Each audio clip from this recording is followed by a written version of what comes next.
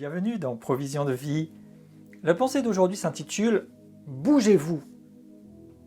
Dans Juges et au chapitre 18, alors que le peuple de Dieu cherchait un endroit dans lequel s'établir ou s'installer, et qu'ils avaient la promesse que Dieu leur donnerait une terre qui serait bonne, il est dit au verset 9 « Allons, montons, car nous avons vu le pays, il est très bon. » Quoi ? Vous restez sans rien dire.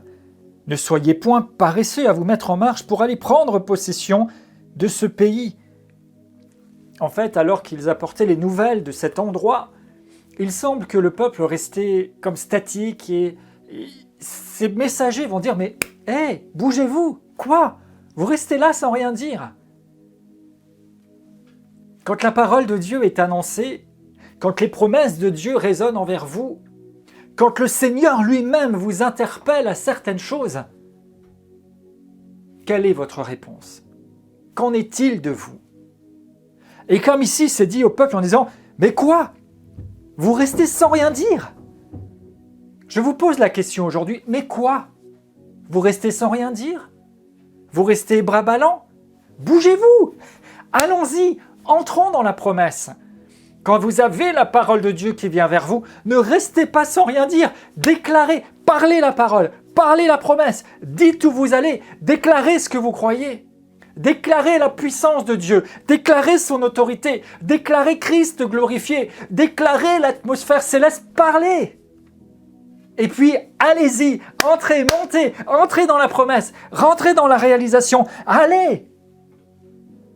Et collectivement, alors que l'appel de Dieu résonne, l'appel céleste, à monter, à vivre le sanctuaire véritable, les réalités célestes pour amener du céleste dans nos réalités, dans ce qui se passe autour de nous et changer l'atmosphère, changer l'environnement. Quoi ? Vous restez sans rien dire ? Non, ne restez pas comme ça. Ne soyez pas, comme il est dit ici, paresseux, mais mettez-vous en marche. Je vous dis de la part de Dieu, restez pas oisifs, n'attendez pas que ça se passe, restez pas à regarder. Mettez-vous en action, parlez, c'est la première des actions que vous pouvez entreprendre. Et puis mettez-vous en action, mettez-vous en mouvement. Recevez les instructions divines et prenons possession de ce pays, cette réalité glorieuse. Prenons possession de l'héritage en Christ dans lequel l'Église universelle est supposée être entrée depuis si longtemps pour être percutant, pertinent et amener la révélation de Christ dans ce monde en souffrance et qui en a tant besoin. Je viens encore une fois devant vous maintenant et je vous dis quoi ? Vous restez là sans rien dire ? Bougez-vous !